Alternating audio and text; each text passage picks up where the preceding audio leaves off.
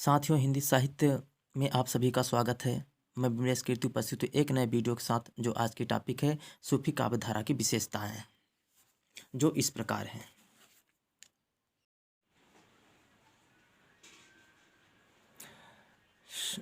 सूफी काव्य धारा की विशेषताएं जो इस प्रकार हैं। पहली विशेषता है, इस काव्य की रचनाएं जो है मसनवी शैली पर लिखी गई।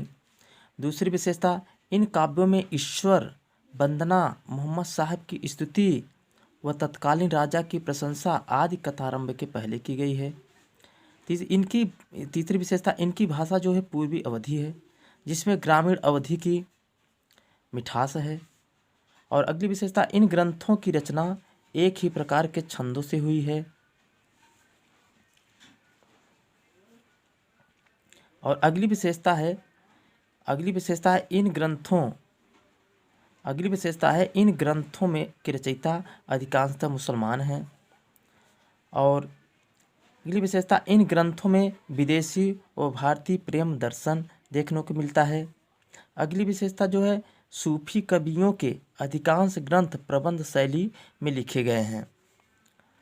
और अगली विशेषता, इनका प्रेम जो है ईश्वरोन्मुख है तथा ईश्वर की कल्पना यहाँ पत्नी के रूप में की गई है। अगली विशेषता जो है सूफी काव्य धारा की, इसमें भारतीय सूफी कवियों में इस देश की भारतीय सूफी कवियों के इस देश की प्रेम परंपरा का तिरस्कार नहीं किया, बल्कि स्वीकार किया है। और लास्ट विशेषता जो इसे बोलते हैं अंतिम विशेषता है, इन ग्रंथों में श्रृंगार और वीर रस की प्रधानता है। यानी कि सूफी काव्य जो है, इसमें जो सूफी काव्य धारा है वो अवधी भाषा में लिखा गया।